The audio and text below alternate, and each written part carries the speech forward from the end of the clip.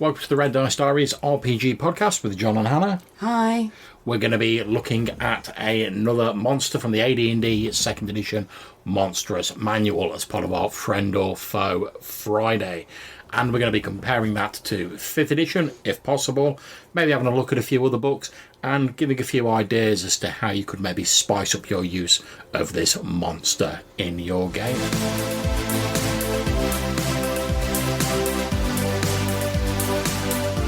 Okay, so let's have a quick dice roll to see what letter we're going to be looking at.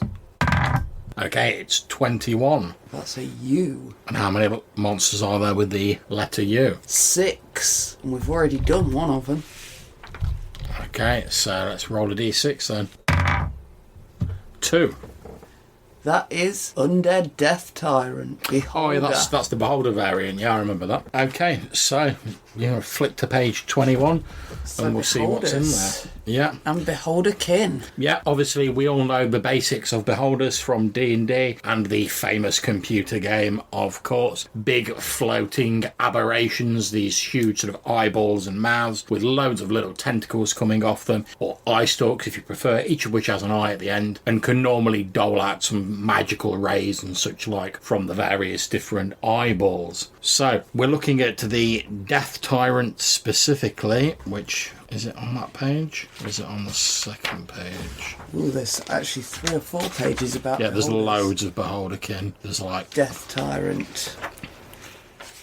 Okay, so what does it say about the Death Tyrant in the AD&D 2nd Ed Monster Manual, love? It says that they're rotting, mould-encrusted beholders. Ugh. Yeah, pretty much what you'd expect an undead beholder to look like. Milky film covering their eyes. That's a nice detail. Yeah, so that makes sense, because you see that in fish, don't you, when they've been dead for a long time. Undead beholder can use all the powers of its surviving eyes, just as it did in life. The powers of 2 to 5 of those eyes, which are selected randomly, are lost due to injuries or death. Well, that's a nice touch. Charm powers are lost during undead. Mm-hmm. And eyes that charmed can either have a weaker hold monster effect, Or they're just useless. Yeah, just useless. They're immune to sleep, charm and hold spells. Does it say anything about whether they have like any sort of volition of their own, or are they literally just like mindless, like undead that have been raised by somebody? It says, if not controlled by another creature through magic, hangs motionless until its creator's instructions are fulfilled. So it is a mindless undead then? It would appear to be so. Okay. In most cases, they're created through the magic of evil beings, from humans to illithid villains. So give me the old mind flayers in there. And some outcast magic-using beholders have been known to create them. Oh yeah, because I vaguely remember there's a thing where like the beholder's like centralised, like the normal beholder. It's like an anti-magic cone, but there was some sort of magey variant that sort of deliberately like put out like its central eye or something, so it could focus like magery through some of the other eye stalks and replace them with spells. I vaguely remember that from like 2nd ed, but they were like outcasts because studying magery. Which I was quite like, because beholders are always portrayed as like madly xenophobic, and it was supposed to be like the reason there's not like loads of beholders like everywhere is because any beholder that perceives even a minor difference in like coloration or different number of eye stalks or even slight differences in size would turn on other beholders, because they believe that their form was obviously the true beholder form and that anything else should be wiped out. Like the Daleks. Yeah, pretty much, yeah. Big floaty nutsack eyeball ray shooting Daleks. Yeah, the Daleks even look a bit like them in the Eccleston series, don't they? Yeah. Well, Alright, okay, so that's it in the AD&D 2nd edition Monster Manual. Let's have a look, see what it says in the 5th edition Monster Manual. have we got as many different kinds of beholders? I suspect not, because I was looking at page 5 on the other book. Beholders, including the Death Tyrant. Boom. What's it say in the 5th edition monster book then? Well, do you want to read this one? Yeah, can do. Okay, so it says here, I mean, as you were saying, love, the sort of genesis of them in the AD&D 2nd Ed Monster Manual was pretty straightforward. Magician of some type raises dead beholder, creates undead, boom, done. Nice and simple. And you'll find that with a lot of the undead in the second edition, AD&D, and sort of before that, it's like evil wizard has cast a raised dead spell on X creature. This is what happens. However, as we've said before in a number of monster sort of episodes, 5th edition often pushes a more sort of like mythic explanation for them.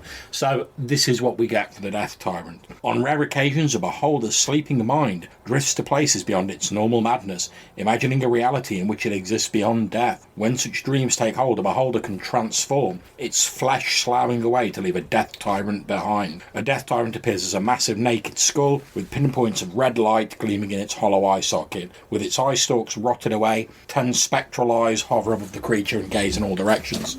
So it looks very different then. Yeah, it almost sounds more like a lich rather than your mindless zombie / skeleton, which is what that one sounds a lot more zombie, and yeah, this and one it's a lot more. in here. It's casting them in the roles of like these deathly despots, where they pretty much like use their abilities to have hordes of undead servants. So they're very much casting them in the sort of evil, undead, villainous mastermind sort of role in here. They even have an ability called Armies of the Dead, where a Death Tyrant embracing undeath becomes an engine of destruction. Blah blah blah blah blah.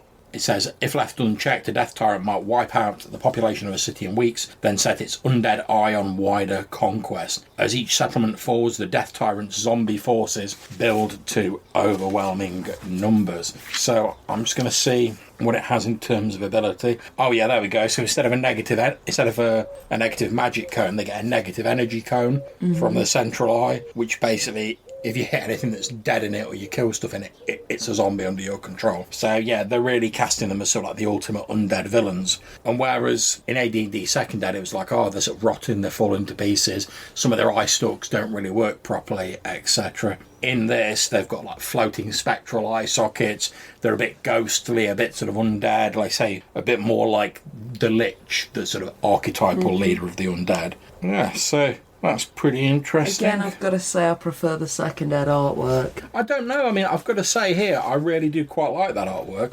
And obviously you guys can't see this, but to give you some idea, the Death Tyrant in the AD&D Second Ed Monster Manual just looks like this shriveled, withered sort of carcass with some limp eye stalks hanging down and this milky white central eye. Whereas in the 5th edition Monster Manual, it's this entirely skull-like. It has this burning red glow in its central eye socket and these pinpoints of red light, which are the spectral eyes floating around it. And I've got to admit, this is probably one, I can see why you like that one, but this is probably one of the few cases in which I prefer the 5th edition artwork. I mean, normally, yeah, the older artwork all day, every day, but for this, especially, well, I think to be fair, it depends what they're going to be used for, because I think the AD&D artwork is certainly more appropriate for a zombie-like minion.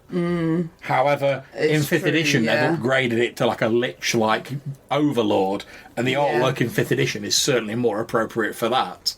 Okay, so I think the issue we're going to face, as with some very specific monsters, as we've said before, is there's probably not a lot of mythology connected with beholders, I'm going to guess, because I think they're pretty much a D&D thing. No idea where it came from.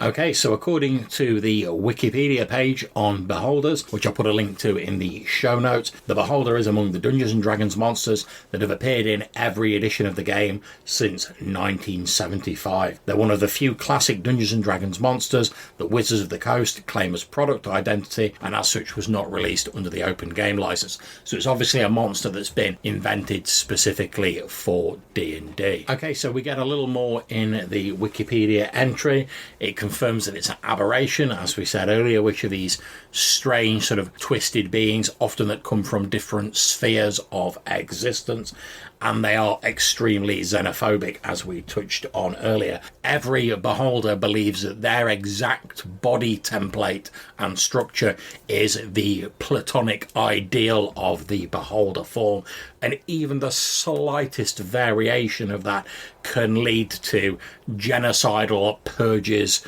trying to destroy these aberrant beholders, which is pretty ironic, really, given like how many different variants there are in the rulebook. I mean, the beholder must be one of the creatures that has the most variants throughout like D&D. I mean, there's a ridiculous amount of them, And that's just in a couple of books we've looked in.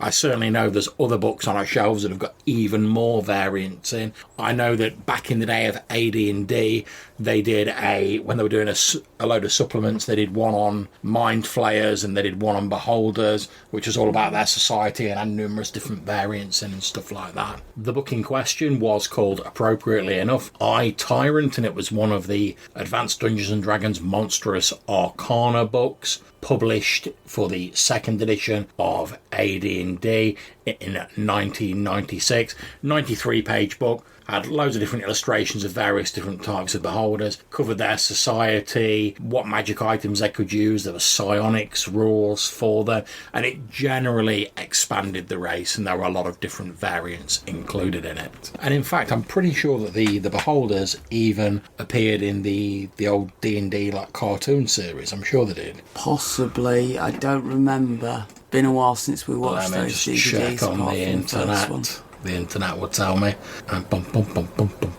Yeah, D&D cartoon in there we go, called Eye of the Beholder. Which obviously, Beauty in the Eye of the Beholder is a sort of classic phrase. I know I've not said it exactly right there, and obviously the computer game was called Eye of the Beholder, etc. So, but the actual monster itself is pretty unique to D&D. It looks like. I mean, I've always thought of it as quite a Lovecraftian sort of a monster with all, like, the tentacles and the crazy sort of xenophobia, but... Yeah, I mean, a lot of the sort of aberrations lean that way a little bit. I mean, like Eurylithids and stuff like that. Well, yeah, they're all quite Lovecraftian, aren't they? Yeah. They're the sort of slimy, tentacly monsters, aren't they? The aberrations.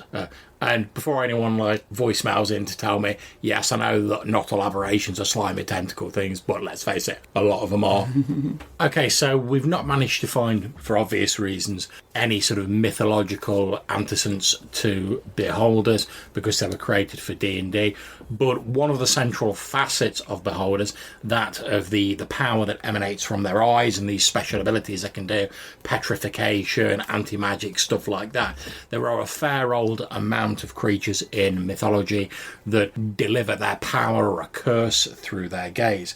So, for example, we've got like the Medusa. You know, if you look on the Medusa, it's not directly her gaze, but looking on the Medusa can turn you into stone. The basilisk, which is like a little green lizard with gold eyes. They're actually a real kind of lizard, and they do look amazing, and their eyes are really hypnotic. But they're also a sort of a mythological lizard monster that's anything from like the giant snake in Harry Potter to five-legged craziness in various different miniatures companies. Lots of different fantasy things have got a basilisk in there somewhere. Yeah, and I'm sure there are more creatures out there that deliver their sort of power by Cockatrice, I think, does as well. Yeah. So, but in terms of how you use a beholder in a game, I think obviously the most obvious way of using them is they're the evil mastermind behind whatever's going on.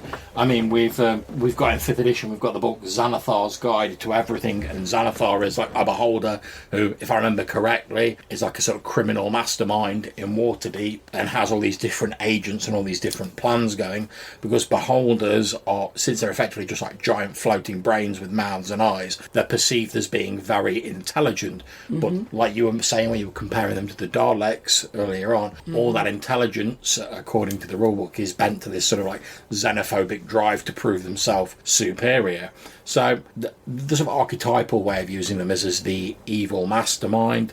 We've seen with the Death Tyrant, they could just be a servant who's been summoned by a necromancer or whatever. See, I quite like the idea of having one as the sort of secondary villain. Yeah. Because they are very clearly going to be quite treacherous. Oh, yeah. So maybe there's a way that the heroes can like persuade the beholder to join with them to take down the bigger villain. But then, of course, you've got to deal with a beholder afterwards. I tell you what I quite like there. That's a cool idea. I tell you what I quite like the idea of, though, is if you have your sort of like your Death Tyrant with more of its own intelligence, as per the 5th edition one. I quite like the idea of like the reason the Death Tyrant is like doing whatever heinous acts it's doing is because it deliberately wants some adventurers to come and destroy it. Because it hates being a Death Tyrant. Yeah, because can you imagine if you were alive and you were like, yes, I am the ultimate in beholderness, this is what a beholder should be, and you rapidly destroy anything. Imagine then suddenly you find yourself turned into this like rotting skull-like thing. And yeah, okay, you might have the cool floating spectral eyes and the glowing red eye, but you're no longer that perfect thing you once thought you were. Now, the way beholders are portrayed in I, Tyrant, the supplement, is they really sort of like lock into stuff and they really can't shake this xenophobia. So I can imagine a beholder sort of hating itself so much of becoming undead, but not being able to actively take itself out, because that would be sort of admitting it to itself. However, if it does lots of evil stuff, it can trick itself into going, I'm doing this stuff because I want to do this like evil stuff and achieve all these goals. I'm definitely not doing it because they'll rouse up a posse of adventurers and come and take me out. So I think that could be a bit of an interesting spin on it. A sort of self-loathing beholder where its xenophobia has got to such a great extent that it now can't even stand itself. But also it can't admit its imperfections consciously, so it can't just terminate itself. I do also think that it would take a very skilled GM to be able to get that across to most player groups. Oh, yeah. It would be quite difficult to get that across. But I think it'd be a justification as well for, like, maybe it can't admit to itself that it wants to be, like, wiped out, but it's perhaps a justification as to why it doesn't bring all of its awesome power to bear against the heroes. Yeah, fair. And maybe, I don't know, maybe when you've taken it out, maybe you find some of its, like, memoirs or whatever. Or, I don't know what a beholder does for, like, memoirs. But maybe you find out that, like, this isn't the first party of adventures, and it deliberately seems to have done things that don't really benefit it, but that would provoke the most outrage from people. So, like, most beholders, like, go after stuff because it benefits them in some way. So maybe this death tyrant is like, I've just destroyed a village there. I've gained nothing from it, but it knows, like, if it destroys a few villages, a posse of heroes will turn up. So you're saying it's basically a troll who's going to grief the server for attention. Those are definitely words I've heard from you, young person. So what else with beholders? Okay, well, I think beholders in general, there's lots of different niches they can fill, because I know there's one which is, I forget what it's called. On a second, let me just have a quick look in the monster manual. Yeah, so there's the Eye of the Deep, which is like a water-breathing beholder with less eyes and crab claws. And then there's the and the big tree one, I can't remember what it's called. The Overseer. Yeah. And it resembles like a fleshy tree, and it's normally it tends to be put as like a watch guard or something like that. So I think because they're so, despite being xenophobic, because they have so much variety in terms of their appearance, they're a really easy creature to fit into specific like niches, and everyone knows them as like a big sort of baddie from D&D. True. I mean, even if you've already played a few D&D computer games, you've heard of the Beholder. You know it's the big end of level thing with all the eyes and all the laser beams. Now, see, while I'm aware of them, I don't think I've ever actually encountered one or used one in a game. Well, yeah, I mean, that's the point I was going to bring up. I don't think they're particularly commonly used. And I do wonder if that's just because of how lethal they are.